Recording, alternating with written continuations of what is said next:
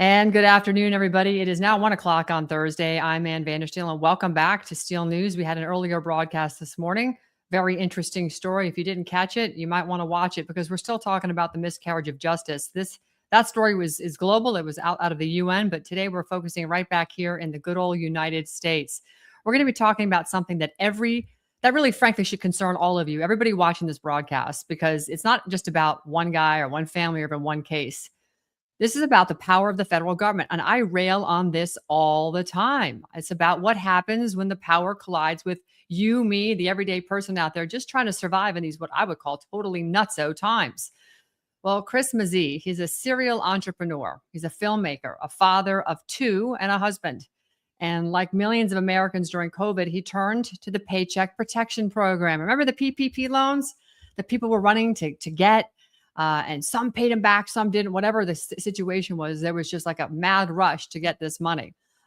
Anyhow, these PPP loans were created by the government itself, basically to keep all these businesses alive. But here's what's going on. Today, his wife is already serving time, and Chris is preparing to follow. Wait, what? Why? Well, because the government says this was fraud. Chris and his supporters say something very different. They say this is lawfare.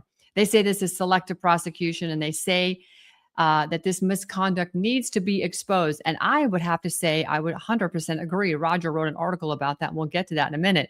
But let's not rush to judgment here, because we're going to lay out the facts. We're going to talk about the timeline. We're going to talk about the claims. And we're going to also address these unanswered questions, because we're going to find out if this so-called judicial system is being misused or if the system is abusing you. So let me bring in here our esteemed guest, Chris Mazzei. Chris, it is great to have you here today. Whoops, I didn't bring you in. Sorry about that. You have built a business in hospitality and media, right? You worked in the film production. You built a life centered around your family, your entrepreneurship. But during the COVID shutdowns, just like a lot of small business owners, you guys applied for the PPP loans, which were these federal funds designed to keep payroll alive. So this was not really a recovery for you. It turned into be a federal indictment. Welcome. And, how the heck are you doing? Because this is not what people thought they were going to get when they took these PPP loans out. Yeah, exactly. I mean, even, I remember I keep telling people, and unfortunately at the time I was listening to the Today Show every day during COVID, and they said, apply, no one's going to throw you in jail. Like, just, they're trying to save your business. Famous last words. It's going to run out. And I even tried to dig up those old clips, and they've somehow disappeared when we were going through this battle. Shocking. With the government. But if you would have told me in 2019 that the government weaponizes people or targets them, I would have told you you're crazy. Everybody that's been indicted had to at least done something wrong. And now my family seeing it firsthand, it's unbelievable.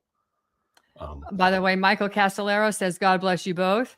You may or may not know him, but he's a fantastic guy. Another buddy who's been, was turned into cannon fodder by the Department of Justice and the SEC. I mean, it's just disgusting. So anyhow, let's get back to you. You built a career doing hospitality, catering, media productions, and you were associated with ventures, including food service and entertainment projects.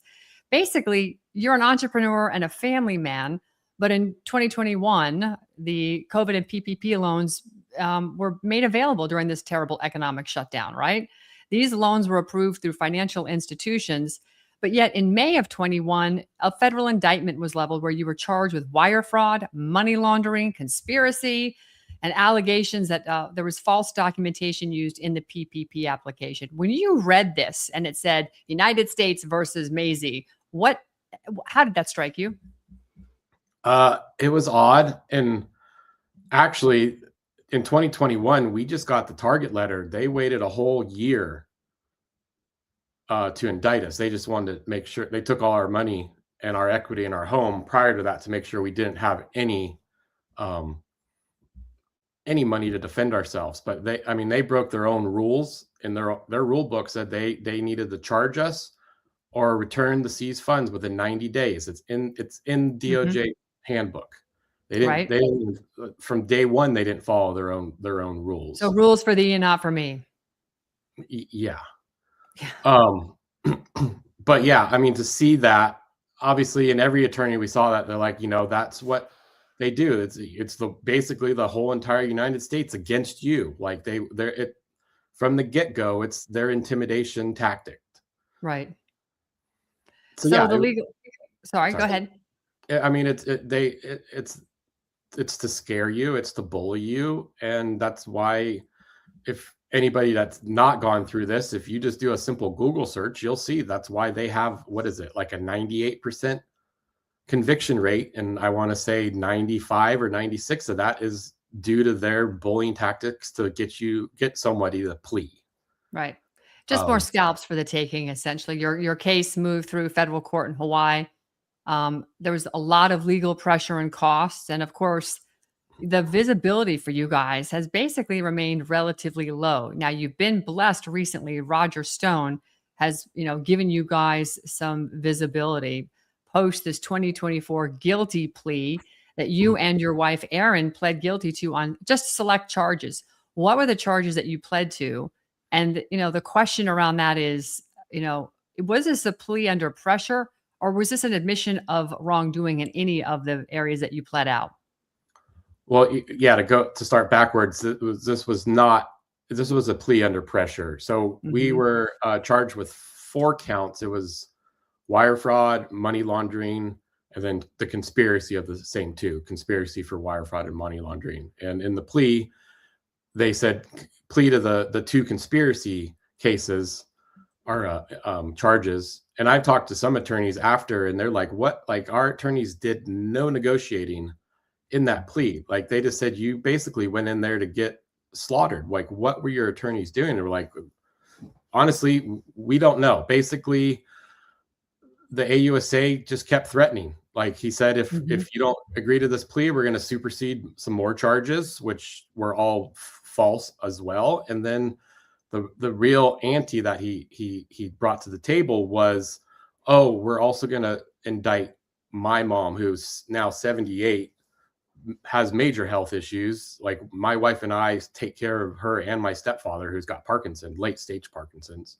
Mhm. and she's had nothing to do with our business at all. So, Roger, when I was on Roger's been a godsend. I mean, but when I was on his program last year, I mean, he equated what they did with their plea tactics to what they did to General Flynn, Mhm. basically threatening his son. Like it's the Yep. same playbook, just different venue.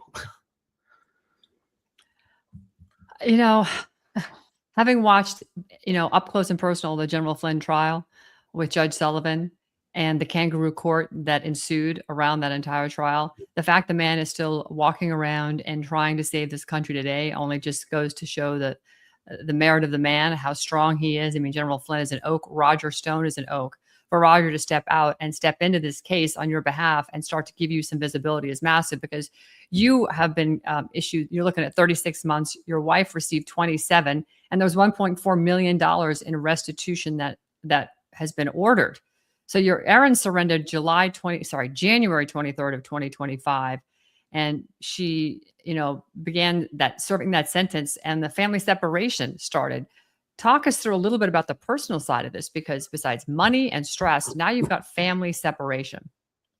Well, yeah, and to get back just on the restitution, which is a bunch of BS to begin Right. with, because basically the majority of that money was in an account set up for the production of this TV series called Ohana that was about government corruption and organized crime in Hawaii, even though we Oh, live in wait. California. Are you saying you were going to exploit government corruption and organized crime in Hawaii, and now you've been sentenced to prison and your wife has served already?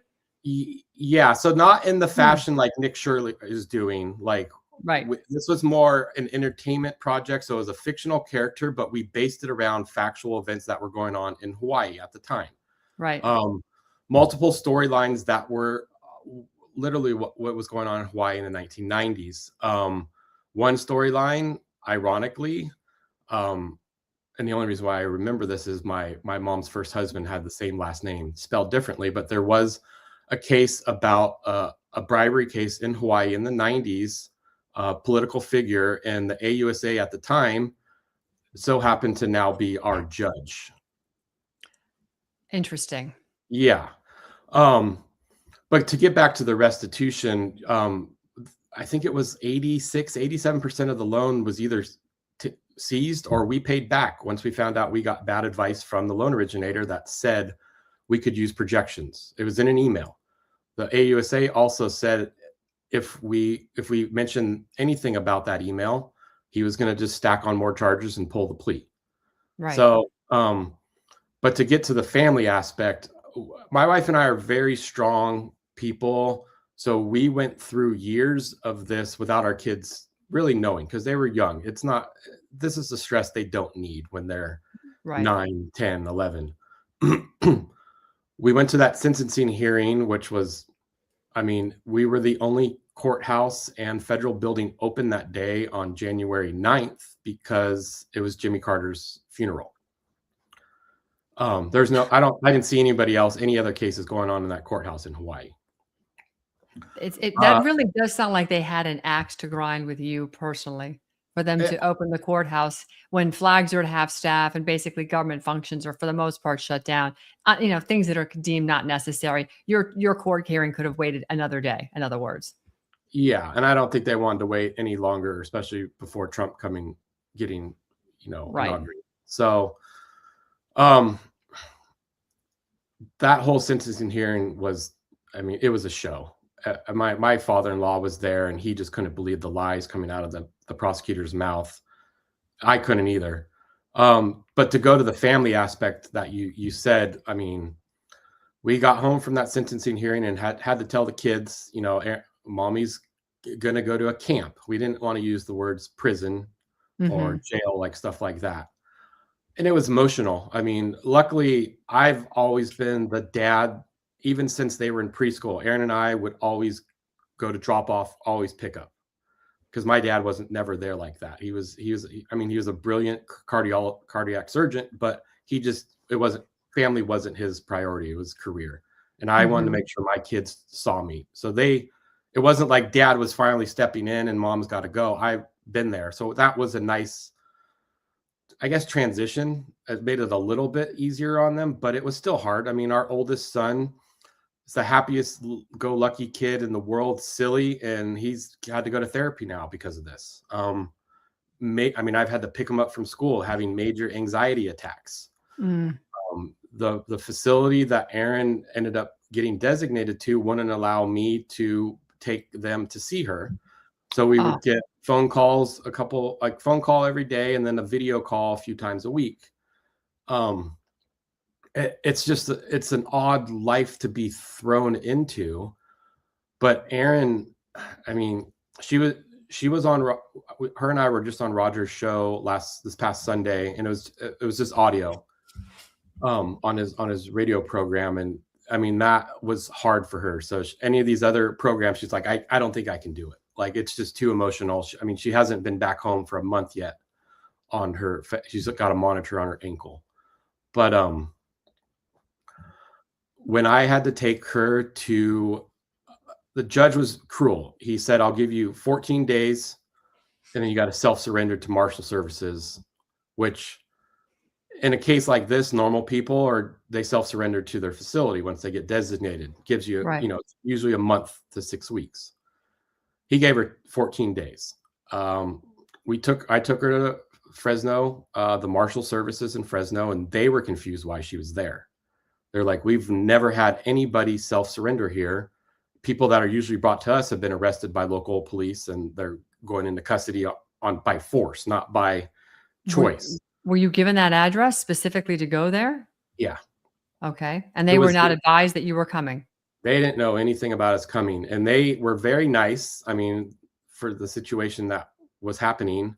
And they're like, let's look up to see if she's been designated and we'll let you just take her. I'm like, that's fine. Actually, a buddy of mine has a private jet 30 minutes from here, said I could take her anywhere we want to go. My friend's been a godsend forever.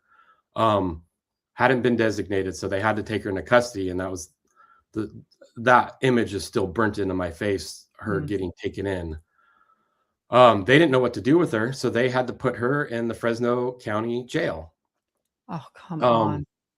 If you know anything about the Fresno County Jail, it is, on the men's side, it's got one of the highest murder rates ever in a jail, just because it's all a gang, gang bangers. And then on the women's side, it's all the girlfriends of that.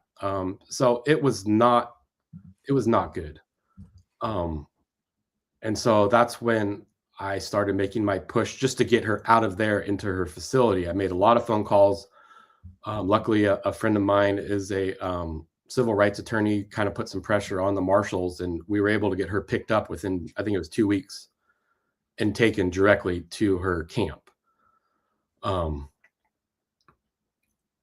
Camp life, she said, was obviously way better than the Fresno County jail, but I mean, she still saw stuff that she needs to have a conversation with Director Marshall. I mean, how contraband's getting in. She saw how girls are giving other girls pills so they can still get high off of stuff, or drinking sanitizer. I mean, these are still low-level offenders. They're not, I mean, they're mostly girlfriends of people that got caught up in white collar or people that got caught up in tax issues, but there are low-level drug offenders in there that need the help. They're still not even getting the help they need. They're just being put away. So it was a long struggle for her, but I mean, she's a very God faithful woman, and she leaned into that. I don't remember how many books she said she read, but it was in the 80s. Wow. So yeah, it was a hard time for her. And now luckily she is home and adjusting back to what our life should have always been. Absolutely. So I mean, the human interest side of this is massive. It's horrific. It's terrible. But I want to dive into the program itself, the intent basically of the PPP program versus enforcement, because emergency funding versus retroactive prosecution is something that needs to be examined, because the guidelines for a program like this need to be absolutely clear and cookie cutter, repeatable, et cetera. They can't just be all over the place and chaotic. And frankly, the government's case alleges that there was falsified tax and payroll records, that there was use of funds for personal expenditures, and that you guys exceeded legal threshold for fraud. The defense and the supporters of these claims are that there was allegations of prosecutorial misconduct, claims of overcharging or coercion, and basically a lawfare situation. So let's dissect what the PPP guidelines were and what you did, and where they are saying you crossed the line and didn't follow the directions. And possibly it's because the directions were simply not clear. And if they weren't, how could you advise them to make it more clear, so that in the future, if we are challenged with another crisis like this and PPP money is going to be made available, that people don't fall into the same pitfalls? Yeah, I mean, at the time when everything hit, I mean, before that, we had successful businesses. We invested a lot of money into this TV series, even our home. And even before hearing about the PPP stuff, I was like, well, we have $1 million in equity in our home. I could probably just do a mini little refi, pull some cash out to survive, see how long this is going. And then everything with the PPP hit, and I'm like, okay, I don't know what this really is. And the guidelines were changing every day. But I started reaching out to our local banks, and they're like, we're not even touching this right now because of that reason. Like the guidelines are so sparse. So like it's changing, like I said. And then listening to the news, they said, well, you don't have to, you can apply to any bank, start reaching out. So I still wasn't applying. I wanted to get information to see if we were even eligible. And it was mostly for our series, Ohana, because we had payroll. We had a whole budget set up from a year before. I mean, we were getting ready to go into production for this. And I reached out to one of the loan originators, and they said, no, payroll projections are fine. And I've had traditional SBA loans in the past.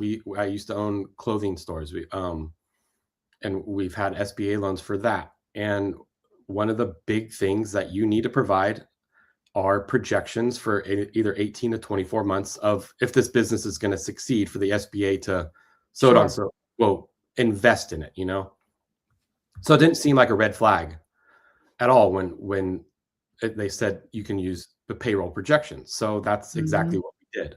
And they even said in the email, because I even asked them, well, there's no, I forget even what the tax forms are, the 951 or 41 or whatever. I'm like, there's no tax forms for 2020. And they said, put your projections on the tax forms for 2019. Okay. So I'm just listening to somebody that I assumed had a better knowledge than the chaos that was going on in the world at the time. Right. So everything was done not with intent to defraud. It was done to basically continue this project that we were doing by the guidelines that we were told we were allowed to do. It's plain and simple as that. And the prosecutor didn't want to hear that. I mean, we don't know if, I mean, you hear a lot of things, and it could be just because career ambitions, they want conviction rates, they want as big a sentence as possible, or did it have something to do with Ohana? Like, did it have something to do with them not wanting our series to go any further? Right. Especially because, I mean, they bankrupted us before they even charged us, just to make sure nothing could happen any further. So, I mean, my father-in-law strongly believes it's the latter of the two. They didn't want that TV series to come out. I would agree. You're telling the truth in sort of the what was that show with Tom Cruise where they had cognitive cognitive. They could talk pre-crime. What was it called? Pre-crime thought. Was that Minority Report? Minority Report. Thank you. It's the strangest name for that movie. I can never remember it. But anyway, this reminds me of the Minority Report. They're looking into what you're going to be producing, and they're seeing their own transgressions now going up on a silver screen, and people are going to draw conclusions, particularly if they're watching this from Hawaii. They're going to go, wait a minute, this looks like what's going on down the street in City Hall here. So, it's a fascinating look at how the justice system was designed to make sure it protects its own.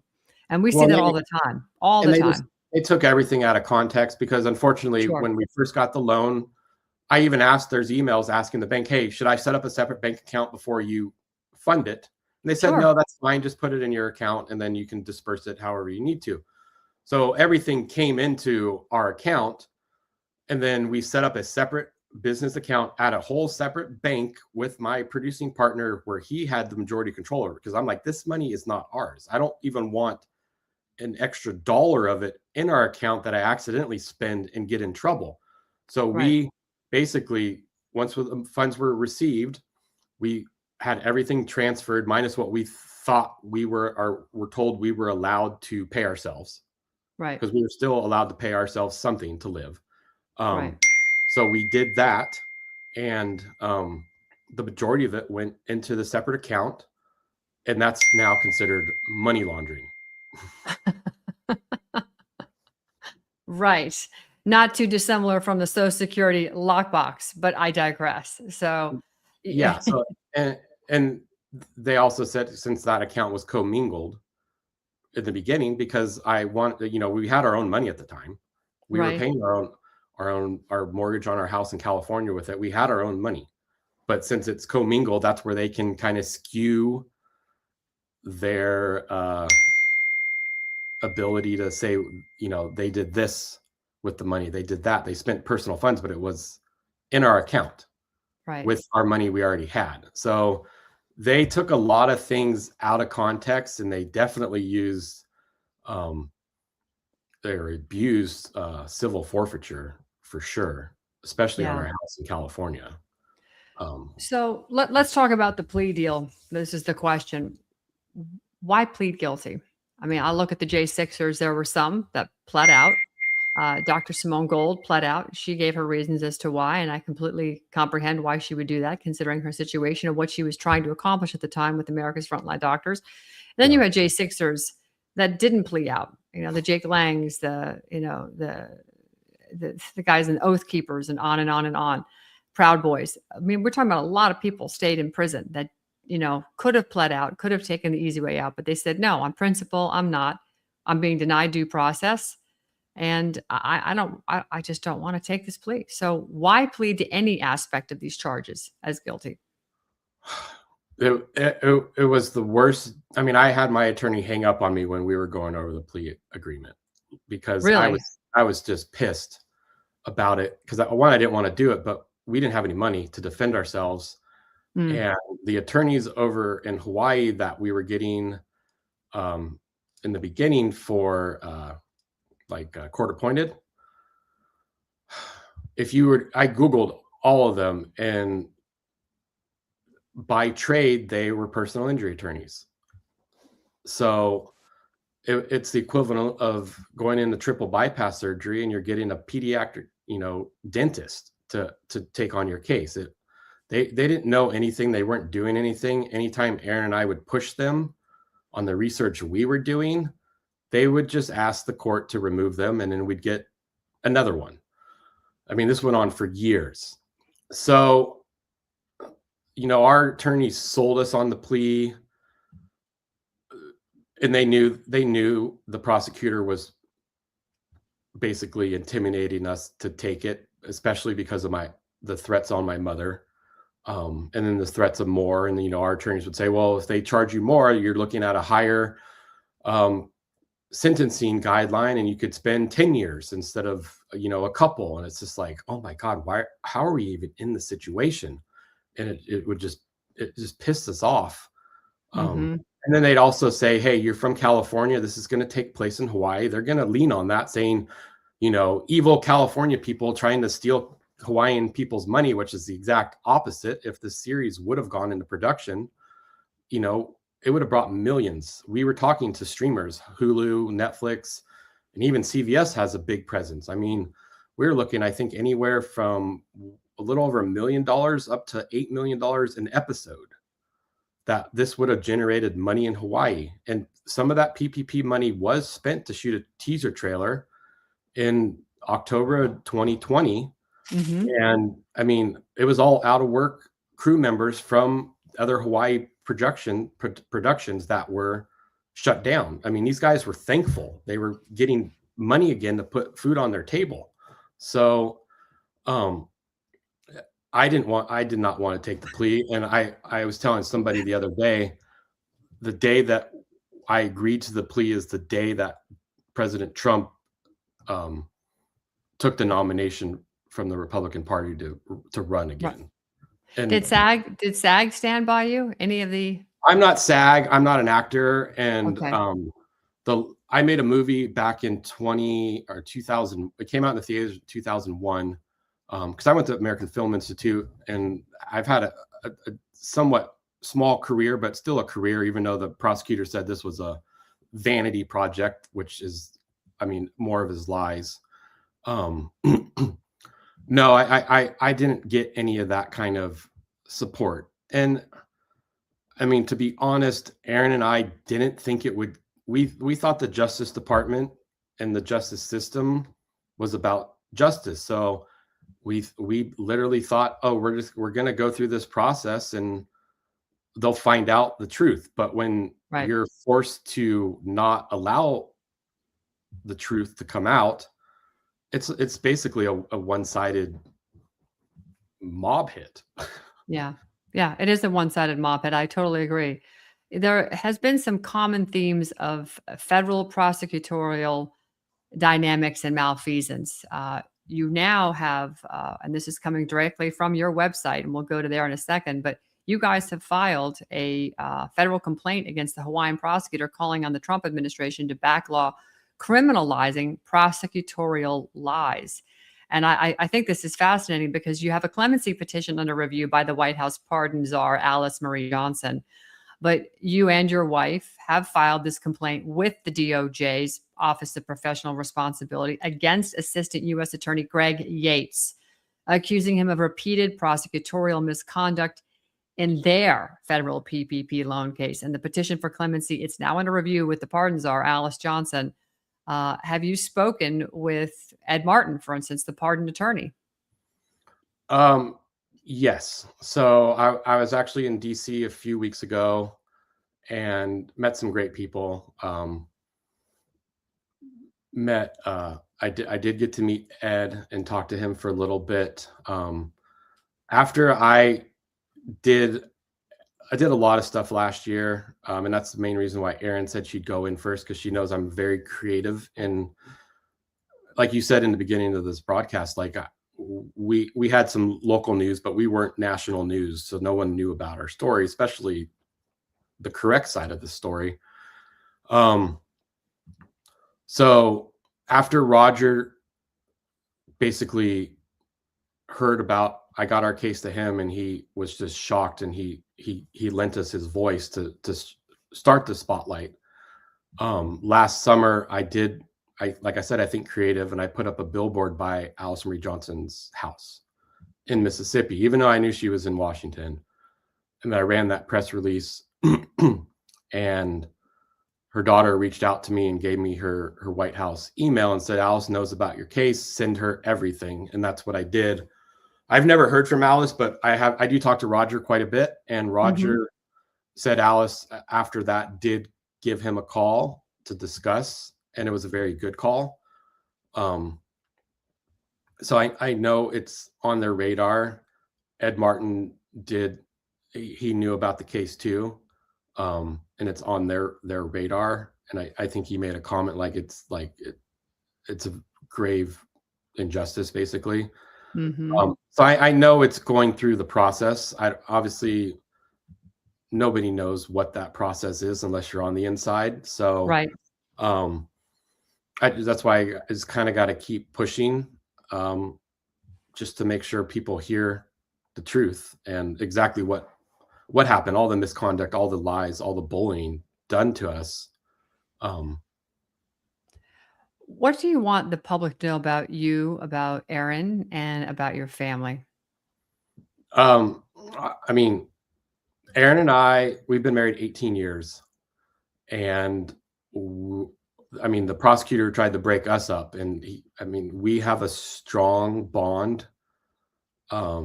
She was my best friend before we even started dating. Our kids, we've always been there for our kids, no matter what. Like we are that family where we want to spend time with each other, not like apart. We've always been entrepreneurs. I've never worked for anybody. Straight out of high school, I started creating my own jobs. We've lost business. Like I said, we had clothing lines. I don't know if you remember No Fear, the brand, but it went under and it took us down, and we worked our asses off to rebuild. This is over 10 years ago. This is probably 15, 17 years now. And, we don't take shortcuts. Like, this was not anything about free money. And like I said, before COVID, we were doing really well. We had a house with a lot of equity that we had put a lot of money into. So it annoys the hell out of me to be labeled with some of these guys that you did see on the news. And I remember seeing it on the news during the summer of 2020, the guys that were working in fast food restaurants, that then you saw them going out and buying Lamborghinis. Those people did need to come and get taken down, because that is abusing what the system was meant for. Our first attorneys that we had that did reply to the subpoena, I remember what she said. She said, you guys just got caught up in this net, and somebody needs to tell them the truth on what you guys actually did. And unfortunately, we couldn't afford her past that point, because we had, like I said, they had taken all our money. So that's when we got thrown to court appointed. Do you think in general the system is designed to get accountability, or is it really just a constant example and reminder of a system that can go too far, frankly?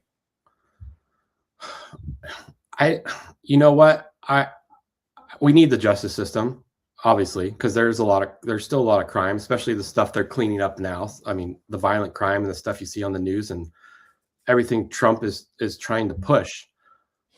I just think there's bad actors in almost every department of the government. And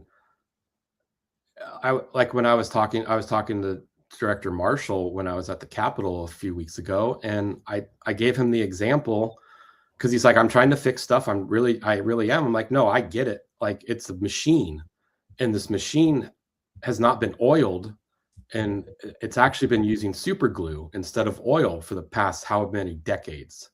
And it needs to be oiled again to get rid of the people that don't want it to run how it's supposed to. And I think that's just kind of what's going on in the DOJ, especially during the Biden era. And I feel like a lot of these prosecutors don't care about the truth or justice. It's about wins, because it's a goal, especially if you're a career AUSA or prosecutor. You want to work your way up the ladder, or you want to someday, I think, become a federal judge.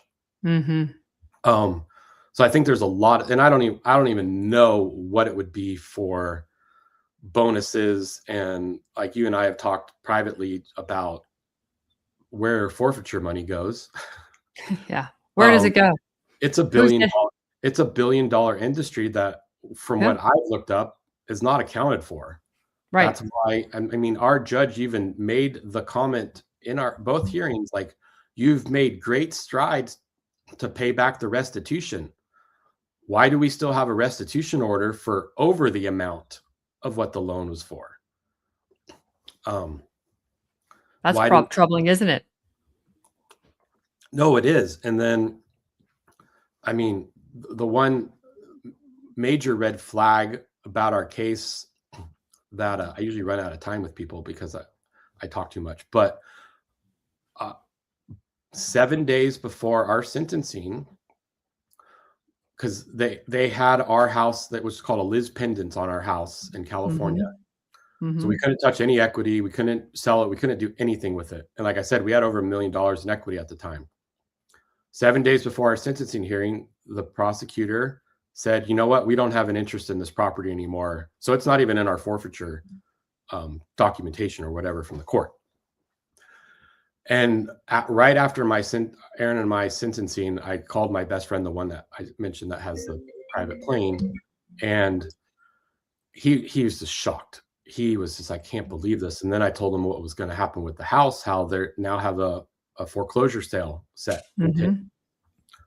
He's like, well, I have some money. I'll send my buyer down to the auction, and I'll just buy it back because there's a ton of equity in it. Sure. So the day of that auction, he's texting me, and he said, you know what, it sold. It went back to the bank because it sold for a little more than what he had in cash. Like, I think it went for like 1.3 or 1.2. But in that text thread, he's like, my buyer said it was kind of odd because there was federal agents at the foreclosure auction bidding on your property. Oh boy. Yep. This is the wash, rinse, and repeat playbook, by the way. We're seeing it in guardianship and in other cases where they're taking your personal property, your family, your money, and the judges and the law enforcement are in on it, and they're owning these houses en masse, and they're flipping them and making millions of dollars. Yeah, it's a racket. It's a RICO scheme. It baffles my mind, and I think the amount that he said they bid up to was around 1.1, which was what we paid back out of the 1.3. It was so they basically used the money. You bought your house twice because they used your money. Yeah, and so we basically lost our house. We lost the $1 million in equity in that house, and now we're renting somewhere. It's disgusting. So it is. And like I said, through all this, God has been on our side. Like, we were able to start a whole nother business that's doing fantastic. I mean, we're still years away from, especially living out here in California, from buying a house again. But when somebody's going through a situation like this, you have to learn to compartmentalize, for one. That's but right. Two, you have to always kind of look at the good things that are going on in your life. That's right. My wife is home again. The kids are ecstatic about that. we do have a good business. We do have a house that is a home that we can enjoy. But there is that cloud hanging over now on, I'm supposed to have a status hearing in July because Erin will be completely done serving her sentence at home. Right. And I'll have to self-surrender. It does state in, I think, the paperwork to my facility, not the same song and dance they put Erin through. Right. And she even said she's glad she went in first instead of me, because like I said, that jail in Fresno, I would have probably been killed. Like it was not safe. Oh my God. What a horrific story, Chris, for your entire family. You know, I think you and your wife have done an amazingly heroic job of protecting your children, which, when you think about it, the government is supposed to protect us. They're supposed to protect us from the real criminals. And what I see in your case and so many of these other stories of people I speak to, and what we're now witnessing with the stuff we're diving into in the foundational work that we're doing at American Made Action, is that the government are the criminal actors, and they hide behind the shield of being the government. But they are using every power they have to rob and steal and punish the people who fund them, which is you and me, the taxpayer. So it's really, it's just so disgusting what we see going on. I'm glad people like Roger Stone are really working hard in DC and are as connected as they are. I'm glad to lend my platform for what it's worth to get your story out, because people need to know that when I look at you, you're a healthy young guy, you're a committed husband and father, and you're going to go back to life and you're going to make the best of it. And you're not going to let this machine destroy you. And people are intimidated by the machine because the government isn't on your side. It never was. And that's the whole point of this Constitution, is to make sure we keep it reined in so that it can't extend a federal tyranny over all of us and then fleece you of all the hard work you've done, the sacrifice of blood, sweat, and tears you've done to provide for your family. So I think your story is very important for people to understand and comprehend. I feel like they go after the low-hanging fruit. Absolutely. Absolutely. They know you can't defend themselves. And it's, like I said, it's just about another check mark on their it's a gold star on their little kindergarten card, basically. Like that's all. And that's what I equate up to. Yeah, absolutely. Well, I certainly appreciate you taking time to join us this afternoon. It's a terrible story, but you actually show that you can overcome. And faith in God clearly is something very important to you and your family, and the love and friendship you have with your wife is to be commended. It's rare to see these days. Most families wouldn't survive something like this, but that seems to me the two of you are going to come out stronger and better than before.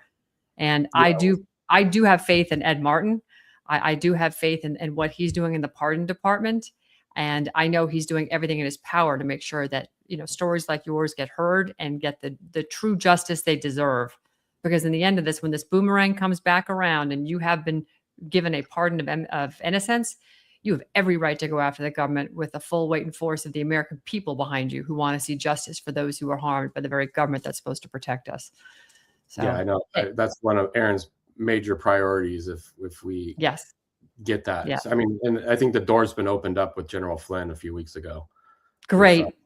He's such a tremendous man. He's really the world's general, as I call him. And I have the full faith and credit of him that I believe, few people are still out there swinging from the vines and the trees to get it right. And if anybody knows the miscarriage of justice, it's certainly that man, and Roger Stone for that matter. So. Yeah. I mean, Roger's taught me a lot. Like I said, Roger and I I didn't know anybody in federal politics for the most part a little over a year ago. And I mean, we text quite a bit, not, I would say every day or every other, at least once a week kind of thing. And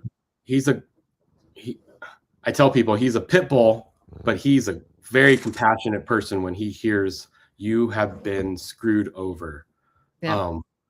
And his quotes like, fight, fight, fight. And just like, people have to, if they're going through something like this, and you didn't do anything wrong, don't just bend over. Like you got to fight. You got to get your word out there. So yeah. And doing these interviews isn't easy, I'm sure.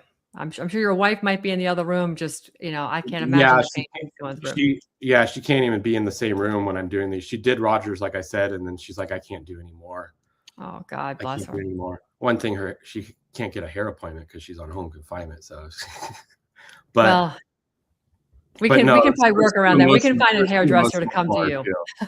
It was, I mean, it was an emotional trying to just tell her story. And then I was on Colonel Rob Manis's show yesterday, and she had to leave like halfway through because it was just kind of, I hate to use the word triggering, but it was, it was kind of reliving it again. She's not there yet. And like I said, I have to kind of compartmentalize being able to do that. Yeah, I can appreciate it. Keep this push going. But no, I thank you so much for having me on. Oh my goodness, it's my pleasure, my honor, and I will keep you guys in prayer. I'm going to, I want to stay close to this. July 4th, rumor has it there's going to be some mass pardons on that day, which is only fitting. It's Independence Day. Yeah. So I hope your name is in that list if it doesn't happen before then. So we're praying. So yeah, absolutely. All we can do, continue to fight and continue to pray. And every nudge God pushes me to do, I do. So yeah. Well, folks, you can follow the story of the Mazzei family right here at Pardon Mazzei, Mazzei, if you're listening this to us on a podcast. Pardon Mazzei. And by all means, keep up with their story, because this is just yet another glaring example of what goes on in our government on a daily basis, of the fleecing of Americans and the abuse, the flogging that we take. It's just despicable. It's disgusting, and it's got to stop. So, Chris Mazzei, thank you so much. Please give my best to Erin and to your family, and stay close. I want to keep tabs on this story. It's very important. Thank you. All right. Well, there you have it, folks. It doesn't get much worse than that. Sadly to say, it really doesn't get much worse than that. When you have a beautiful family who's trying to live the American dream, at the end of the day, this is where we have to land. The government has got a duty to prosecute fraud.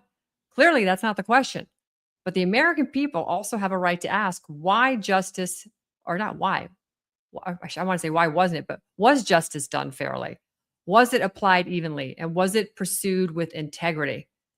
Because if the system gets it right, well, then, yeah, we have some protections. But when it gets it wrong, like in the case of the Mazzei family and so many other stories I've been bringing to you as of late, this means we have got something totally different going on, because the Mazzei's case isn't about the PPP loans, right? It's about how these people in DC use power, they wield power, how pressure is applied. And it's about whether or not there's any accountability on either side of the courtroom, whether it's the people on defense or prosecution. Are we being honest? Can we prove the story? Has all exculpatory evidence been provided? Were the clean rules of engagement ever precisely detailed to both sides, so you knew what you were dealing with? Because when you don't have any of that cleanly organized, this is what you get, a result. And we're seeing these results over and over again because we have a wayward, corrupt, tyrannical regime. We don't have a government. We have a regime of people up there. And President Trump is one man, but we're 350 million Americans, and we can absolutely fight back on that regime. We can just peacefully non-comply with anything that they want. And if we all were to do it in one day, it would get their attention. It would absolutely get their attention. So we're going to continue to follow the story. We're going to always ask the questions, and we're going to continue to breathe that bright light where others won't talk about it. Because in the end of the day, the truth matters. Justice matters. Real justice matters, and nothing less. Thanks so much for being here again. We will see you tomorrow. We've got Jeffrey Prather on. We're going to have a really incredible discussion. I've got a gentleman coming on running in California's 47th tomorrow afternoon as well. So we're going to get caught up with Jeffrey Prather. You guys have a great afternoon. Thanks for being here. Food security or food sovereignty. Every time we buy food, we choose. Glyphosate exposure is exploding, and people are asking, why is food so expensive? This is why we do what we do. Organic fields, thriving orchards, the purest ingredients straight from the earth. From our farms to your family, we do the testing so you don't have to. You save time, you save money, and our regenerative farms continue to grow. It's time to remove what does not belong. Rebuild with cleaner inputs. Support the farmers with the future in mind. This isn't a trend. It's a shift. We still have a voice. We still have a choice to vote with our dollars for a healthier America today. Tap the link. Are you ready to take your health back? At vandersteelhealth.com, I trust Purium's powerful superfoods to fuel my body with clean, plant-based nutrition. And in a world filled with toxins, Biomedic is designed to help support your body's natural detox process, even from glyphosate exposure. Real nutrition, targeted support, no junk. Go to vandersteelhealth.com and take control of your health today.